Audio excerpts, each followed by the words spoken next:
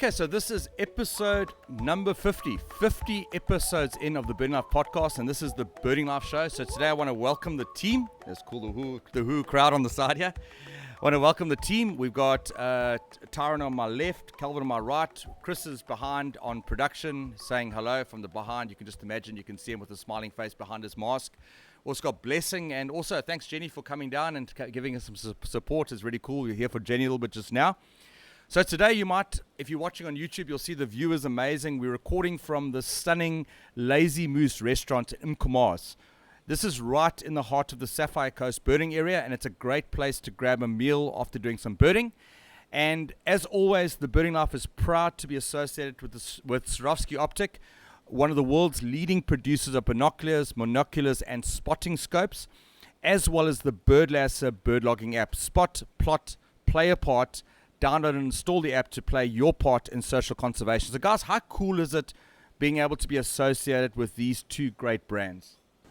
Yeah, look, I mean, first and foremost, Adam, I know that you've had a fairly long relationship with Andrew Wylo from Wylo Distributors, which are stockists of obviously Swarovski, like you mentioned, but also the Vortex brand.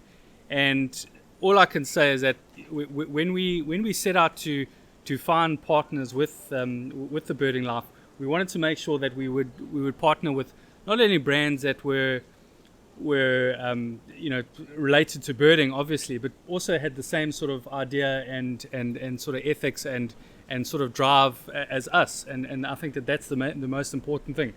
And all I can say is that partnering with Wylo Distributors has far exceeded that expectation. Andrew's gone out his way on every single occasion to help us out, to provide us with items to review. I mean, we've given away fantastic prizes like on those Vortex Diamondback bins not so long ago to a lucky winner on our Christmas challenge. So yeah, I mean, if you're able to, we would love, the way that you can support the Birding Life is by supporting those who support us. So if you're considering your next pair of bins or a spotting scope, think about a Vortex pair or a Swarovski pair, and that's we can't say enough about how thankful we are about those suppliers. I must say, I went birding yesterday afternoon. The light wasn't great, and I took one of my old pair of bins because it's a bit safer. So I put my old pair of bins on and took them out, went birding. The light wasn't great, like I said, and I had to look at a couple of birds, and straight away it was like, oh my word, you cannot compare my old pair to the Swarovski. And for those who are out there who have the means to get a decent pair of bins, I always say to people, get the best pair of binoculars you can. And I really yesterday saw the difference that it makes using a quality pair of binoculars. So really, that's my encouragement. If you can afford them, check them out. I think you'd be very, very surprised, and you'd see the value that they would actually add to your birding. And then also Henk Nell on the Birdlasser team. Henk Nell has been a friend of mine. I've got to know him before we got the Birding Life podcast going. And he was one of the first supporters of the podcast. And Henk, we just really appreciate the support. We are passionate about the Birdlasser app. We use it almost daily when we go out birding. It's quite a funny story. My phone broke, and I didn't do birding, I think, for 2 days because I didn't have the Birdlasser app, and it's quite funny. It was like the first app I put on my phone was the Birdlasser app. So, yeah, it's a really great app. And we're also honored to be working with Outliers Coffee Roasters, who are the sponsors of our monthly Birding Life show. This is good coffee with a great cause. Every bag of coffee that you buy will not only give you your caffeine fix, but also allows you to make a valuable contribution to conservation. So I want to say thank you to John Kinghorn and to John Kinghorn Jr. for the great mugs. And I know Jenny's here today. She's coming to support us. And just to say thanks, we're going to hook her up with a bag of Outliers coffee, and I know she's going to be super impressed. So thanks, Jenny. And just want to say thanks to John and the team. We really appreciate it. So I know the coffee is great. Oh yeah, and the cool mugs. I call it these mugs. Outliers Coffee and Birding Life just shows the partnership we're in. You can see them on there. Sure, we'll have these available quite soon if you want to buy them. And if you do want to get caps and that, we are in the process of getting caps. So just let us know, and we will let you know when we got that. So let's look back at the last month's birding. Calvin, I think you've got the shortest report, so let's start with you. Yeah, I think I alluded in the last Birding Life show, Adam, is that I've taken up full-time work again. So unfortunately, that's meant a lot less birding. So sort of, focusing on sort of my lockdown patches, which would be my local patches in and around my house, actually, let alone my area. Just work in those areas, and sort of notable reports is that there's still European honey buzzard around in and around the Belito area, but also I'm starting to see how the migrants are starting to filter away. The yellow-billed kites aren't as prevalent as they were. Lesser striped swallows are still around, and I find that they're actually they're actually congregating a lot more than they would normally. Also. So you're finding in sort of even the swifts, I've seen a lot. They seem to be bigger flocks. flocks, yeah. So I mean, whereas it's usual to see just a pair of lesser striped swallows, now you're seeing sort of between 8 and 10 at any given time. I don't know if that's sort of behavior that they do just before it's time to migrate. Obviously they're bred, so there's going to be a lot of juveniles around, but unfortunately no real exciting birds, or I haven't been chasing any rarities of late, so hoping that'll improve now in March, but we're all going into traditionally a quieter time of birding now as well. I think when you're busy, you put the rare birds report on silent, because it's like every time there's a rare bird, your heart just breaks. It's like, oh my word, if we could just get in the car and get out there. So Happened this week for sure. yeah, mega. I had guys saying, oh, you're going up for the bird? Like, no, I don't have the time for that, unfortunately. Before I go to Tyrone, I had awesome, the same as Calvin, I've been doing a lot of local lockdown birding, not lockdown birding, but birding in my local area. So we got so used to that term lockdown, and getting to see some nice birds. And I think it's a different experience, because you're not chasing somebody else's report, you're discovering stuff for yourself. And a lot of times it's just seeing the normal stuff, but it's also sometimes challenging yourself to see the normal things in a different way, because you can sometimes get so familiar with the amazing birds that you get to see on a daily basis, and it's that. And then I had a great opportunity to do a pelagic with rock jumper birding tours last week Saturday, with Dave Hodnot and the team, and it was absolutely amazing. I haven't done a pelagic with another company. I've did one with BirdLife Port and Tel. We went out and did a pelagic with them, but I haven't had the opportunity to do a pelagic with one of the other birding companies. But I was so impressed with the service of rock jumper. They send you a message beforehand with all the details. I knew exactly what I needed. I knew where I needed to be. When we got into the boat, they did all the protocol stuff, the COVID protocol stuff, got into the boat, and when we were going out, what I was so impressed with was I hadn't had the chance to do preparation for this pelagic. I knew about it the last minute, and Dave just spent five or so minutes as the boat was going, just sharing birds we could see, and just preparing us for the trip. And I really thought that it was so professional. And throughout the trip, I mean, I've never done anything with Dave Hodnot, but let me say he was so professional. His engagement with the guests was great, and it was quite a calmed out at sea, which is a great day for maybe going out to sea, but it's not great for pelagic birding. So the wind was non-existent, and when we were going out, the good thing is there was 3 fishing trawlers. The first fishing trawler, we saw absolutely nothing. I think Dave says one of the first times he's actually seen no birds at a fishing trawler. The first bird we got to see the other day was actually a Corey shearwater, which was a lifer for me. It was really great, and we saw quite a few of them throughout the day. The next bird was a European storm petrel, and we only much later on saw Indian yellow-nosed albatrosses. It was quite interesting that they were actually only much later in the day, and a lot of them were on the water because the wind wasn't up. But it was a great day. Another lifer I managed to add was the flesh-footed shearwater. So it was a great day of birding. Were there watching petrels around? There were watching petrels, yeah, they were around. But again, it took a long time to see them. We were quite surprised. He said normally you see them quite early on, where they were it took a long time to see them. And yeah, it was a great day. And I think for those who've never done a pelagic, I really encourage you to do a pelagic. It's a different experience. I know Tyron's a bit scared of them. But it's a great experience, to see albatrosses. I think, it's the Indian yellow-nosed albatrosses, you see them, it's one of the most common birds on the pelagics. But, to see a bird with that wingspan up close, it's absolutely spectacular. We've got a review coming on of the trip, so you can go read it next. It's probably worth mentioning as well that Dave Hodnot at present is recognized as the top birder in Africa, having seen the most species.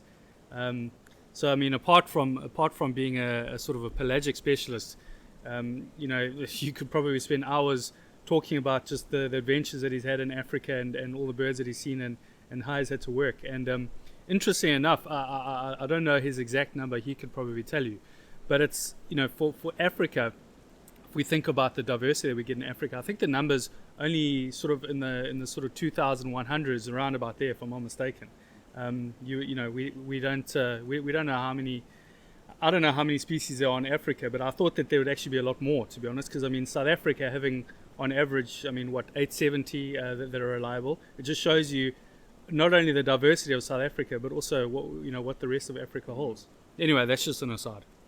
Yeah, but I think it was amazing for me. It was not just you're right when you said, there's a lot of tour companies out there, but for me to have the opportunity to go out with the guy of that caliber was just like that was just added to the experience, and I think it's great. So if you're looking to do a pelagic, there are companies that do pelagics down in the Cape and also in KZN. And I know Rock Jumper still have a lot of pelagics going out this year, and it's well worth doing a booking. So Tyron, I know you did a trip down to the Eastern Cape. Yes, I went to the Mountain Zebra National Park, which is the first time I've been there. It's actually an amazing place, beautiful vistas. But the one thing that really touched me was the actual conservation success of the place. We all know about Shishlui Imflozi, what they did for the white rhino. Well, what they did for the white rhino, the Mountain Zebra National Park has done for the Cape Mountain Zebra. They've saved the species from the brink of extinction. It's quite interesting, the history of the park. It started out as a much smaller park than it is now. I think with less than 10 Cape Mountain Zebra. And I think about after 10, 15 years, it was considered a disaster. There was only a couple of males left. But then some neighboring farmers came, donated some females to the park, and ever since then it's grown from strength to strength. In 2016, they did a census. There was over 1,000 Cape Mountain Zebra in the park. And they've also seeded the populations of Cape Mountain Zebra in lots of other parks in the Western Cape now.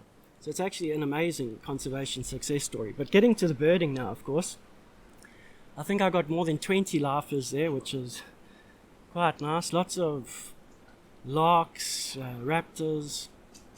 I think I got about 4 raptor lifers maybe. Booted eagle, endangered black harriers. I was driving with my wife and kid, and I saw a harrier. It just came out of nowhere, flew over me. Camera was on totally the wrong settings. I just quickly, I didn't have time to change my camera settings, so just pointed the thing at it, took some photos, and I got an almost black photo. But I thought, I think this is a black harrier, and then I looked in my book, and it's maybe a juvenile one. But I was a bit cross that I didn't get a good photo. But anyway, luckily the next day, I saw a beautiful adult flying, and I got some photos, and I also saw adults on the ground. So that was probably one of my best birding experiences there. How far? What is their range? I mean, is that quite north for their range? It's quite far inland. Apparently, I was reading actually on Wikipedia that they actually don't do well inland and in mountainous areas. There's a east to west migration. In summer, they come from mainly the southwestern Cape, the Fynbos regions there, and they go more inland. I mean, they even come to Sani Pass. Well, yeah, I think that's probably the easternmost part of their range is in Sani Pass. Well, just after this, Jenny will give you a bit more insight. She's putting her hand up there. So when we're going to get it just after the slot, and she's going to come on, she can give you a bit more insight. Jenny is she's like a walking Roberts field guide. And sorry, it's Jenny Norman, folks, who can't see on the camera. Just so we say it. I thought everyone knew who it was. Yeah, but it's quite interesting to read about how they actually prefer the coastal Fynbos or Nosterveld areas, and they've done studies, and the breeding success in the mountains and further inland is a lot lower. They've got a lot less prey opportunities. It's quite sad though, because there's less than 1,000 of them left in the world. So yeah. But also, getting back to the Mountain Zebra National Park, the other amazing thing to do there, which is one of my favorite things, is night drives. Because you get to see the wonderful nocturnal animals that you don't get to see, normally, and especially being a drier habitat there, you get animals that I'm not familiar with. For example, I got aardvark there, which I've never seen before. I got almost every night drive, you got about an 80% chance of seeing aardvark. People go especially to Mountain Zebra National Park to see aardvark. And then we saw other wonderful things, porcupine. I only saw a blur of an aardvark, unfortunately, which is what I was really wanting to see. It's so funny when you talk about nocturnals because, for birders generally, we don't go to game reserves for the game. I mean, in your case with the mountain the mountain zebra, that's obviously quite a unique animal. But I always find a night drive or looking for nocturnal mammals is so similar to birding because it doesn't feel like that they're introduced in any way, and that you get that same sort of thrill, that sort of laughter thrill when you see, as you say, like an aardvark or an aardwolf, which is just so hard to see in general. So it's the most similar thing to birding for me, I find. Can I just say, Tyrone, just when you're talking about that now, I think for a lot of overseas listeners, when they come to South Africa, the first thing is, we want to go to Kruger National Park or those kinds of things. I think sometimes, like the Mountain Zebra National Park might be if you're doing an itinerary, it might be a place to actually to look at going, not just for the birds, but like you're saying, there's the mammal species out of there and I think it's maybe a little bit underrated in terms of that. I didn't even get to see everything. The way my family did night drives, just me and my wife had to take turns because one of us does night drive, one of us looks after Kerry. So the first night drive my wife went on, and she was actually lucky. She got 2 brown hyena sightings and striped polecat and a baby striped polecat, so I was a bit jealous. And then Tyrone, also you got to use the Canon binoculars. Something which is interesting was, and I'll be very honest, I've never ever gone birding and seen a birder using Canon binoculars. So how did you find them, and how do you think that these binoculars are for birding? I don't know if you want to just show them to the camera and just tell us a little bit about them. And yes, I used these the 8 days over there, and they're actually very good. I mean, first of all, without the image stabilization, the optics are very, very clear, sharp, good contrast, bright. But then with the image stabilization, I mean, it's absolutely amazing how it works. There's 2 modes.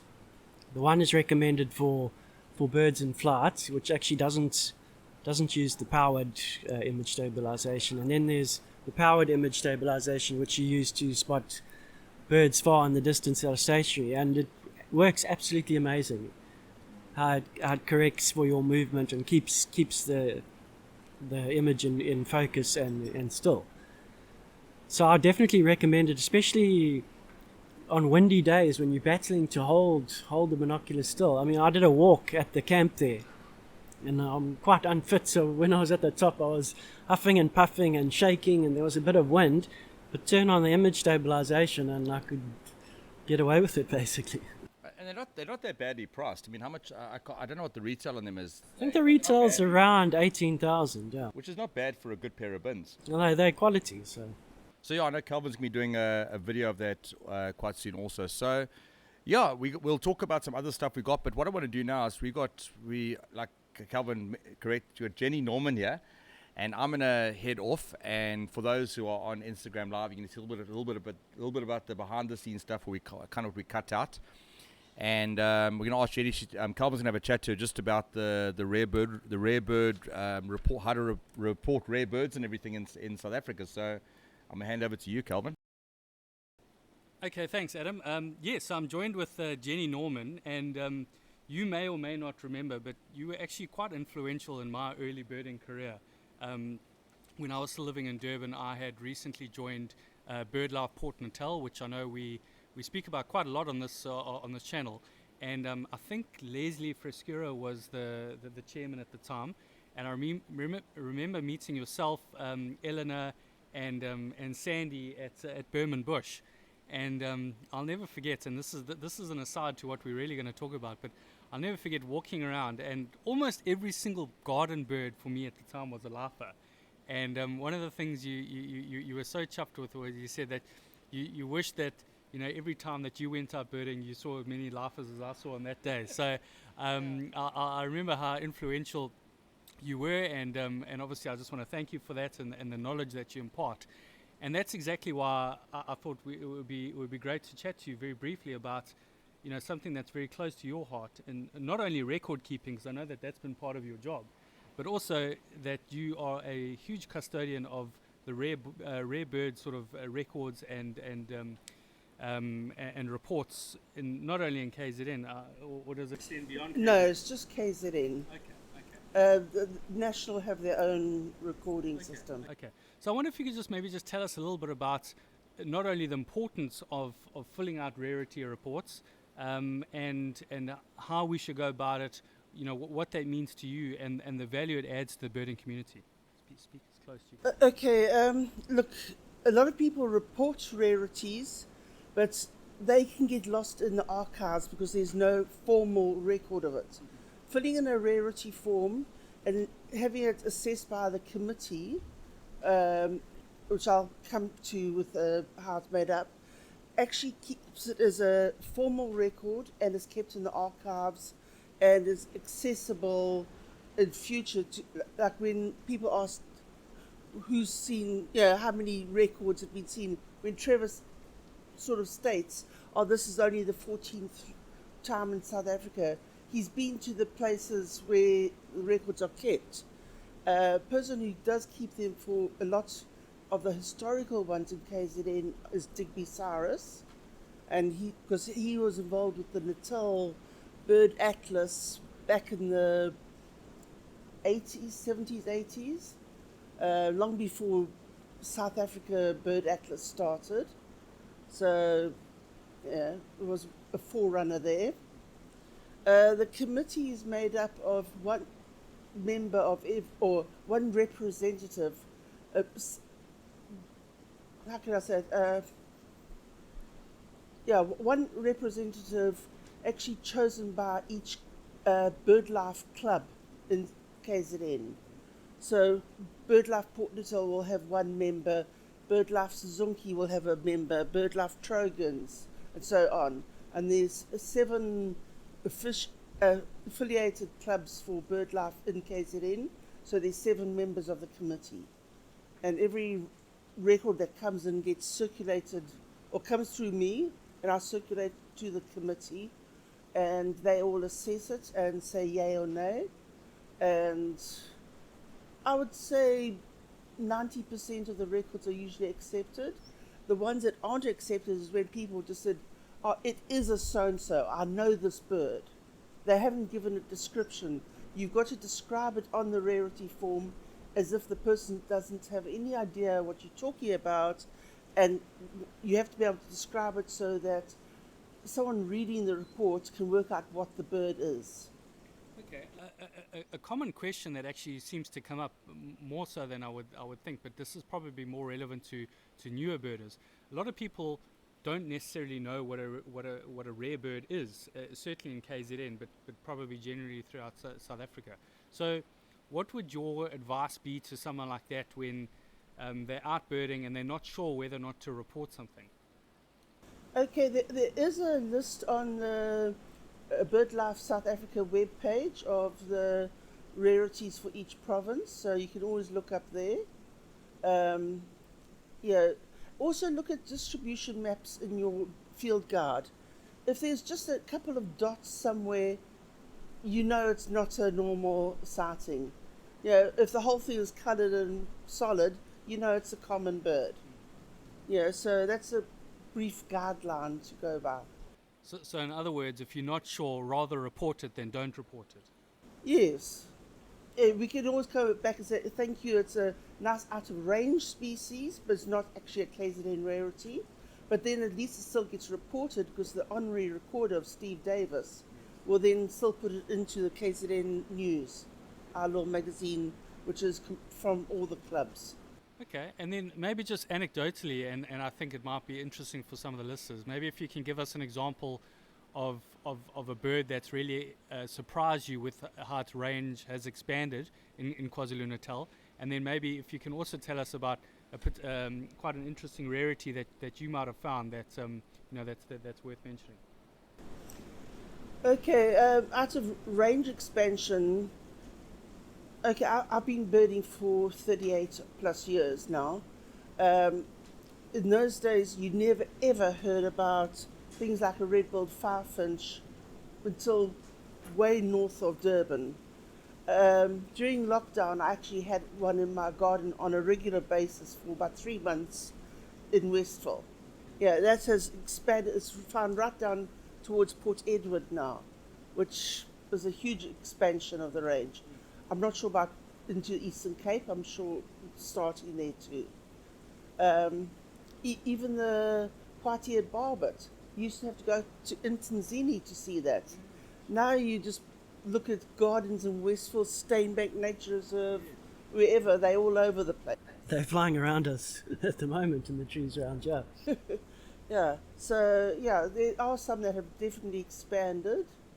There are also some that have retracted. Nowadays everyone goes, ooh, I was seeing a flamingo in the Durban Bay, where years ago they used to be quite common in the bay. You used to often see that. Never huge numbers, but you'd see little pink spots and that sort of thing. Okay. And sort of some of your most notable rarities that you've seen in KZN? Well, I think the most fun one I had was sitting at the Hard at Bayhead in the days where you used to be able to see the mud flats from the Hard. And we used to get a lot of terns and gulls there. I was sitting there with a friend, scanning through, and suddenly there's a gull with the black head. And we didn't state what it was until we had a good look, but it was a black-headed gull. And I phoned a few people. This was now like 4 o'clock, 4:30 in the afternoon. Sun was starting to set. It's amazing how quickly some people arrived there before dark. And this was in the days before social media, so it was just a couple of phone calls, and they made a couple of phone calls, and we ended up with about a dozen people, which was quite fun. Sure. And has that been the only record of it? No, there have been other records. They also have Franklin's occasionally. Yeah, but they, as you know, they're very sporadic, and that's, someone from England was praying black-headed gull, a rarity, because they had thousands there. It certainly is a rarity here. Oh, fantastic, Jenny, and thanks so much for giving us your insights into that, because, again, I know rarity reports and the actual means of reporting it can be a bit of a bugbear for some birders, but we just want to put out the message there that it is value-adding to not only the community, but for record keeping going forward. And then we can also find out about range expansions or contractions, and that's the whole point of doing it. Obviously, BirdLasser is a fantastic resource for it, but it is important to complete your rarity forms and to submit them in so that people like Jenny and the committees can actually ratify those records and put them together. Okay, let me just say, I don't do the ratification. I'm just the secretary for the rarities committee, so I just make sure it gets to the committee and collate the information. But you certainly are a champion for the reporting, though. Thank you. Cool. So before we chat about where we're going to go at the end of the show, I just want to chat about a couple of resources that we managed to get. And if you have got any birding related resources you'd like us to review and have a look at, just drop us an email, info@thebirdinglife.com, and we'd love to review different books. So a couple of books that have come across our desk of the last month. Southern African LBJs Made Simple by Doug Newman and Gordon King. Doug Newman was actually on the show last week. It's a simplified approach to LBJ identification. Basically it just gives the basics. So I don't know if you want to show it there for the Instagram live people. You can see how it looks inside. Very simple. What's quite cool about the book also is that it has you can just scan the barcodes. Great book. If you're a newer birder and you want to nail LBJs, it's a great book to get your hands on. And then the book that everybody wants, I know Jenny has she's been trying to claim this book for the last hour or so. Blessing out to rip it out of his hands, is All the Birds of the World by Lynx Publishers. This is an amazing, amazing book. Every bird in the world is in here. We'll be doing a review of this quite soon, but let me just say at first thing, it's an amazing book. It's not cheap, but it's a great investment. If you are serious about having a good birding library, you need to get this book. So it's 2 resources, and just one book I want to chat about quickly. Blessing has been using the birds of KwaZulu Natal and their Zulu names. So how are you finding the book? Tell us about this book from the perspective of a Zulu man. Thank you very much once again for having me on the show. It's a very good book, I must admit. Maybe you would notice that on my previous posts, I haven't been using Zulu names. But since I've had an opportunity to have this book, then now I'm starting to use Zulu names on my posts. The reason why I was not using Zulu names or isiZulu names was because you would find that these names are confusing because they will differ from area to area. But what this book has managed to sort out is that confusion, because now we've got names that we will use. It doesn't matter if you're in Zululand, you're in the South Coast, you are in the Midlands, because when they were doing this book, they managed to get people from these different areas and then put them in one room, and they would say, okay, let's look at this bird and come up with the name. So the names that are in this book are the names that are going to be used, by a person who is in the South Coast, a person who is in Zululand, or a person who is in the Midlands. So that is what the book has managed to sort out. And the one thing we were chatting about before, and I want to ask you what your thoughts on this are, it's a Zulu bird book, or it's marketed as a Zulu bird book. So it's got the Zulu names, it's got plates in the book and that kind of thing. But just to, again, we'll show the Instagram viewers how it looks. So that's kind of what you look at inside the book. It's got photos on the one side, but the write-up is in English. What are your thoughts as a Zulu person? Do you think it still has value, the fact that it's Zulu, the Zulu name with English writing, or do you think it should have all been a Zulu book? What are your thoughts on that? Well, I honestly think, we would need to have the English version and also the isiZulu version, because there are some people who cannot read isiZulu.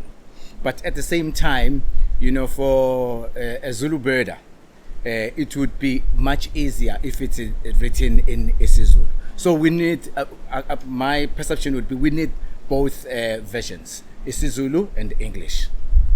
So we just want to thank Jacana Media. This is an opportunity to say they've actually come on board, and they've said to celebrate the Birding Life's 50th episode, we are going to be having a giveaway from Jacana Media. So check out our social media, and we'll let you know you can win a whole pack of books, including the Zulu names will be in there, the Roberts Bird Guide, a whole lot of books. So that'll be going out this week. Sorry, this is being recorded. It'll going out this week. So check that out from Jacana Media. So we're going to chat a little bit about birding on the Sapphire Coast. Now, the reason that I decided this would be a really great topic for this episode, firstly, that we are recording at the Lazy Moose, and the meal is looking really good. I think our mouths are starting to water here. But the Lazy Moose is situated in the heart of the Sapphire Coast, area. But also, this is where the birding life started. The birding life started in Amanzimtoti in the Sapphire Coast, and we just thought it's a great opportunity to celebrate the roots of where the birding life started. This is why we got Blessing as part of it, also Tyron. And if you're not as aware of where the Sapphire Coast is, firstly, this is a South African podcast, so we brought the Sapphire Coast is in South Africa. It's in the province of KwaZulu Natal, and it extends from Athlone Park in the north to Clansthal in the south. And this is a magnificent stretch of coast, which is about 40 kilometers of stunning beaches and lush coastal forests. This is an amazing spot. The amount of birds we've seen is amazing. So what we're going to do is we're going to take you on a bit of a virtual trip. Because of time, we can't go into lots of detail, but we've got some stuff coming out with Blessing, some videos we are coming out quite soon. But we're going to go from the north side, and we're going to head down to the south side. And we're going to give you a bit of a taste of the birds that can be seen in the Sapphire Coast area. And we hope that you're going to come down and visit. And you're going to come check out the birds we have to offer. So let's start. One of the most northerly places we've got is Baba Vanga and Vambuka Nature Reserve. Now, these are two really great nature reserves. They are situated in the Southgate Industrial Park. I don't know if they're open at the moment with the COVID levels and that, but you do need to get permission to go in there. You need to get permission to go in and see them. You'll sign under security, which is good because it's really safe. Let's start with the Bubavango. It's forest, wetland. It's just there's also a small patch of grassland, and there are also three hides there, which are great for photography. So, what have your guys' experiences been with Bubavango? Yeah, one of my experiences that I can remember is in summer. It's obviously it gets light very early, so I actually went to Bubavango before work the one day, and I saw absolutely not as much as I normally see. And I was just sitting in the hide, and I was about to go, and then I thought, no, I'm going to stay here just a little bit longer. And I was like almost falling asleep, and all of a sudden an open bill stork landed right in front of me at the hide, and I think it was the first out of range bird I had seen that I had to log a report for. So it was quite amazing. I took some nice photos of it, and I put it on Facebook and that, and then everyone was saying, gee, that's like a really good find. So that really made my day, and then work wasn't that bad that day after that. I think there's that middle hide, and I always like going to the middle hide. I find the other hides aren't as good for photography. I don't know which hide were you in? I think it was the one at the end. Yeah, so I was in the middle hide. I like because the middle hide it's a nice hide for photography. I find you get the little malachite kingfishers come in there like right up in front of you. The black crake, I mean they pop out, they come right out in the open, and I like that little hide. It's a really great hide for photography. You can just sit there for hours and hours and hours, and the birds get accustomed to you, and the weavers build their nests in it, and it's a nice little spot. I've never seen a rarity there as such, but it's always a good spot for quality birding. Oh yes, definitely. My experience would be, I remember there was this family from Joburg, and they wanted to see the black-throated Watereye, and it had taken me the whole 2 days to try and locate it at Amanzimtoti Bird Sanctuary. Then I decided, what, let me go maybe try Bubavango to see if we can get one. Very interestingly, when we arrived there, the first thing that I had calling was the bar-throated Watereye. So we quickly went into the bushes, look for it, and the guy wanted to see it. And we were very lucky that, when we arrived, the first bird that we saw was a black-throated Watereye. So, yeah, we managed to find it there. And if I remember correctly, I think there's also crowned eagle that nests there. I don't know if they still nest there, but I know they did nest there before. Do you know about that, Blessing? Yes. That's quite correct. That's quite correct. Yeah. And it's a good spot. I think the nice thing is for those, especially South Africans, I know we talk about, it's a nice safe spot. You can walk around with your equipment, and it's quite safe. And it's always a nice day. Okay. Yeah, but it's always a great day. It's always a great day. It's not there. So it's always a great day of birding. And then Vambuka is also within the Southgate Industrial Park. It's a spot I haven't explored as much. I think the highlight for me there was myself and Tyron were there one day. We went late one afternoon and we decided to check the place out. We walked around the whole place, spent quite a bit of time there. And I know one of the birds that, the highlight for us was a small little flock of green twin spots. And they're just like sitting on the path in front of us. They were quite relaxed. It's a really great spot. Now, going over the records, there's a legend in the birding community. Jenny knows him well, Barry Swaddle. And the birds they've seen the place. They've seen chorister robin chats there over the years. And they've seen amazing birds in the place. And I think it's one of those spots, I think especially in winter, it's definitely worth checking out. I really want to go and explore it a lot more. I don't know what your thoughts are. And Tyron, you probably got a bit more experience in Blessing on Vambuka. Well, we still got to work out if white-browed robin chat occurs there, because Adam thinks he heard it there. It would be out of range according to Sabab and all the field guides and that. But you said that Barry has definitely confirmed that he's seen it there. So I think after this lockdown ends, we need to really make an effort to see if we can find it there, because that would be a good bird for the Greater Durban area. So yeah, those are two good spots. Let's head down. This has been a head down to Blessing's second home now, the Amanzimtoti Bird Sanctuary. And let me just qualify this first. It's not a place where there's birds in cages and that type of thing. They wanted to do that. We made sure that didn't happen. But it's a really great little spot. And let me just say, the Bird Sanctuary is one of those places that I'll say this. You don't need to say this, I'll say it, Blessing, because you work for them, is that it has its problems. You know, it's not, there oftentimes there's problems with the water quality. There's been many problems there. The good thing is they put fences around, so it's a lot safer now. But something about the bird sanctuary is that it always ends up producing nice birds, and it's a good spot for birds. So tell us a little bit about what birds have you seen at the bird sanctuary and that type of thing. Yeah, no, thanks very much once again. This is a place that I would like to call as a bird sanctuary, because some people say it's a bird park, but I prefer to call it a bird sanctuary. It's about 6 hectares of land that is within this residential area, boasting itself with plus minus 150 species of birds. It's an area that is very rich in bird life. We're in March now. I know around about this time, going into April, May, we are expecting to see the mangroves kingfisher that will come from the Eastern Cape going up Zululand. It always come and spend about few weeks there and then move off to the north. Also, we are also expecting the spotted ground thrush. Yeah, that not even one, about 2 or 3 of them that come and spend their time there during winter season. So it's a small space that is posting itself with such interesting birds. So yeah, it's worthwhile, you know, for the place to be visited, you know, if you come around. I think with the mangrove kingfisher, you're talking about that is, I was quite a new birder, and I went there and I heard a bird, and I actually remember phoning my friend Mark Titley in Johannesburg, and I said, I'm sure I've heard a mangrove kingfisher, and I knew the call matched up, but I wasn't confident enough to put on my list yet, because I thought, no, there can't be a mangrove kingfisher here.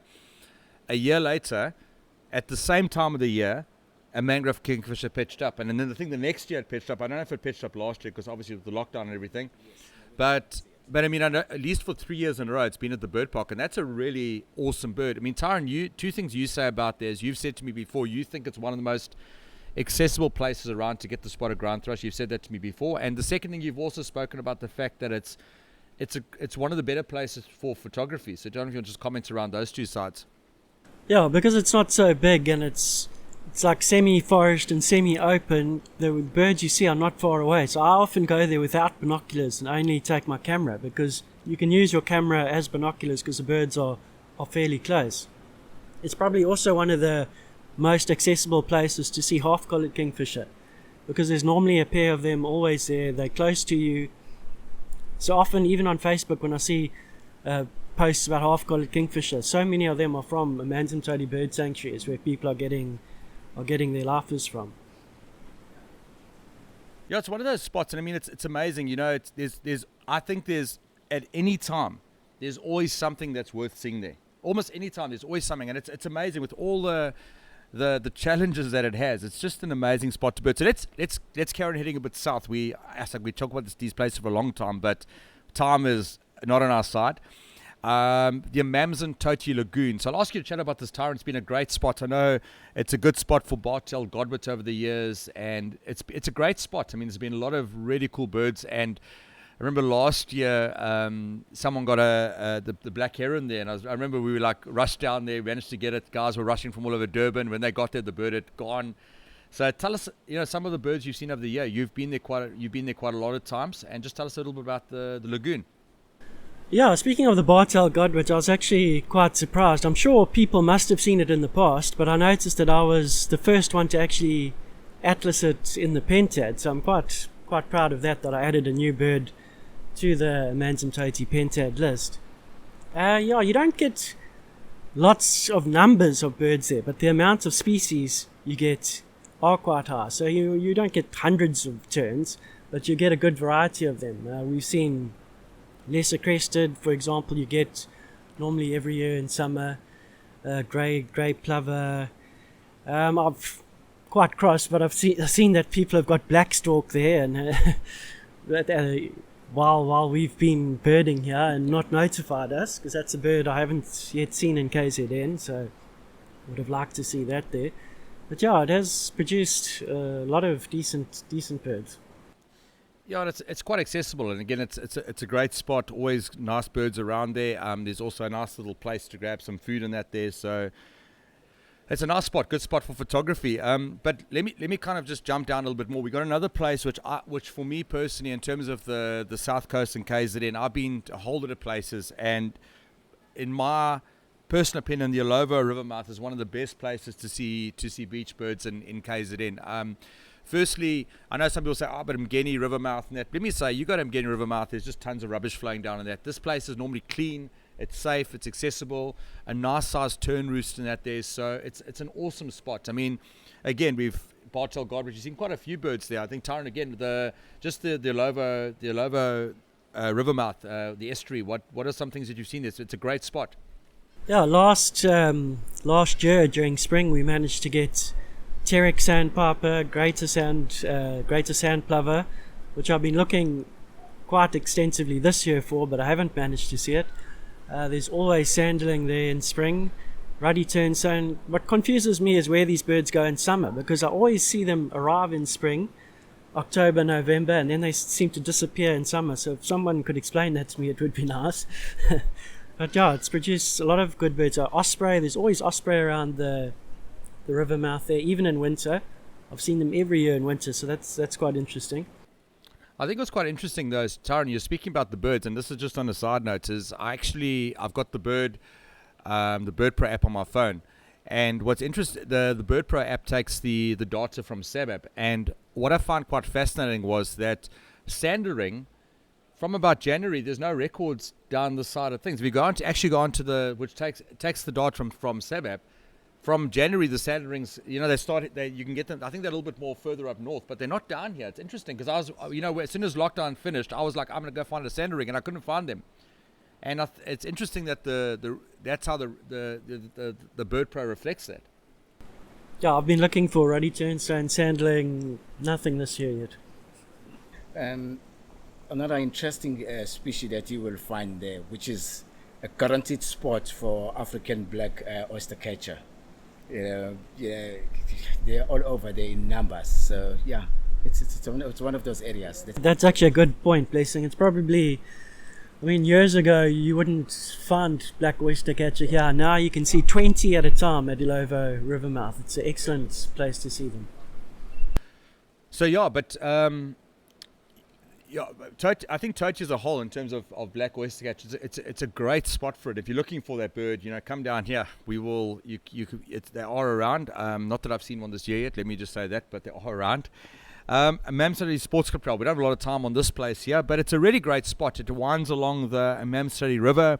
Again, relatively safe. It's a good spot. A good spot for scaly-throated honeyguide. There's a spot down there. You quite often hear them calling there. Also, I've seen spotted ground thrush right near the cricket nets, which is right in the open. And I know, Tyron, last year you got the village indigo bird there, and you shared a little bit about that.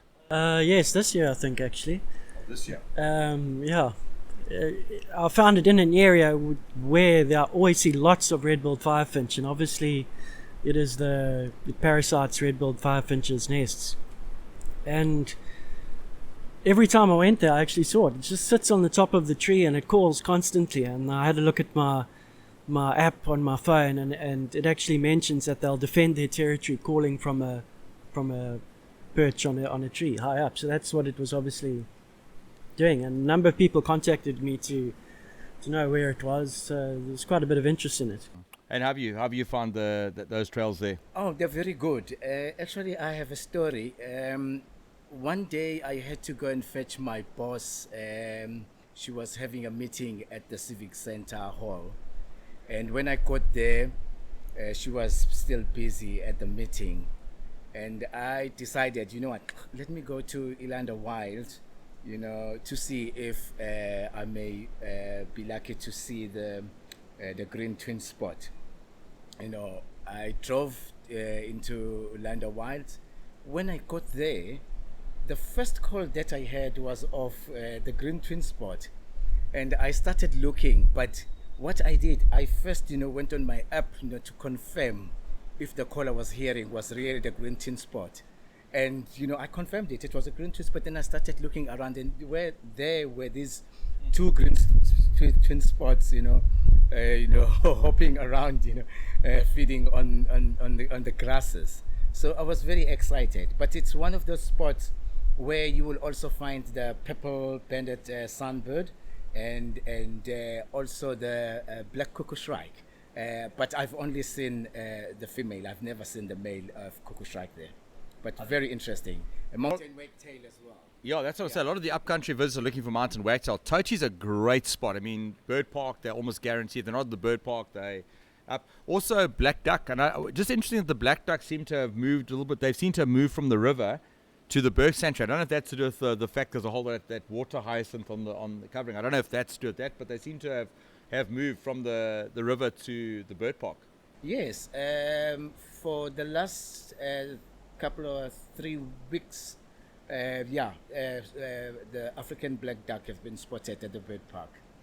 And then just a story I remember. I don't know if you were on the walk, Taran, when we had the Wagtail Festival at the same place.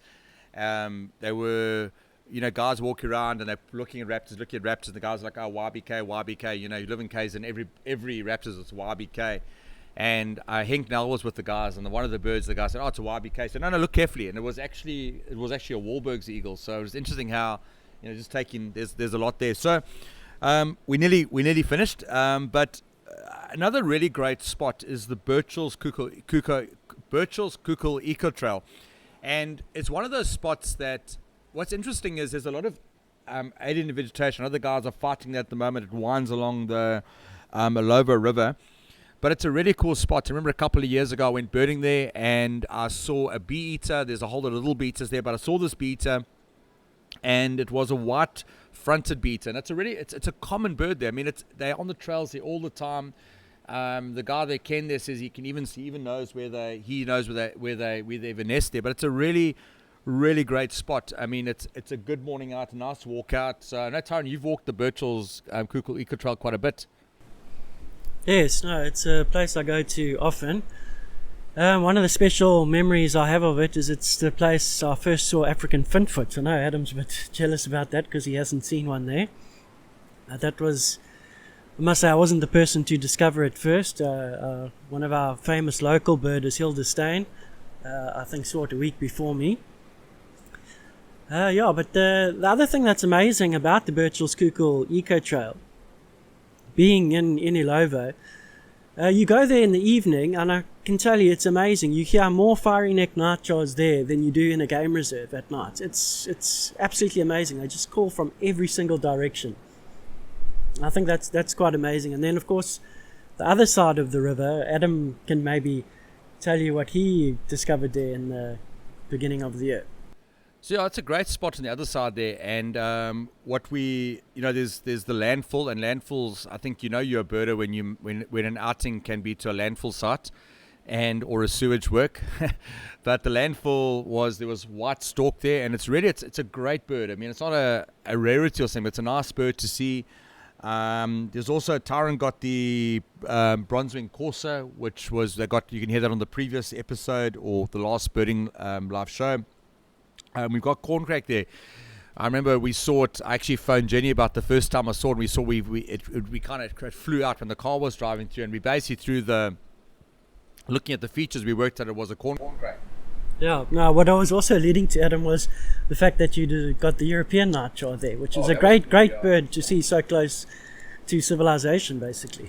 Yeah, it was a really awesome, really awesome bird. But yeah, again, just heading a bit south, it's farmlands. Again, you have to get permission to go there, but a great spot.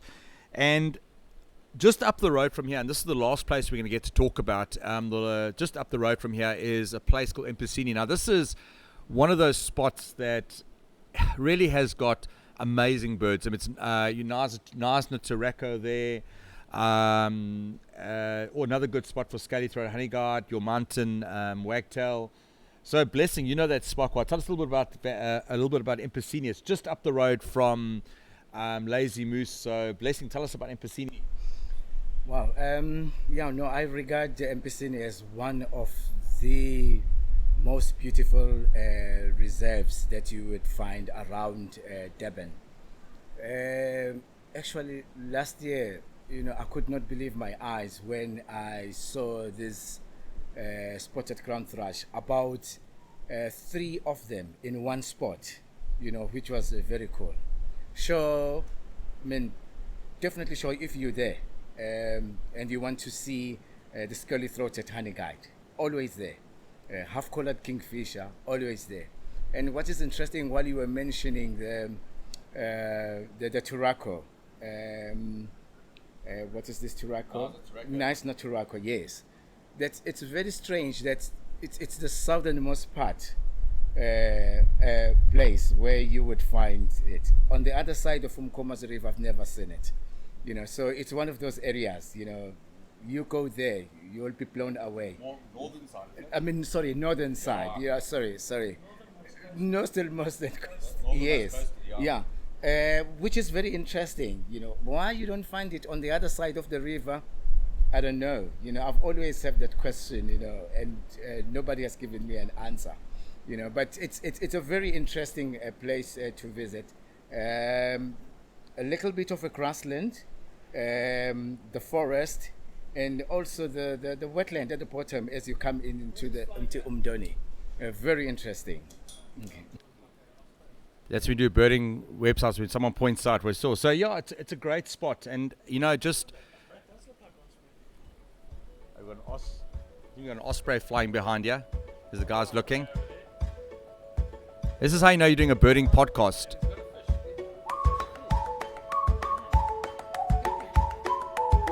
Chris, you want to stop quickly and we're just going to do the last part quickly.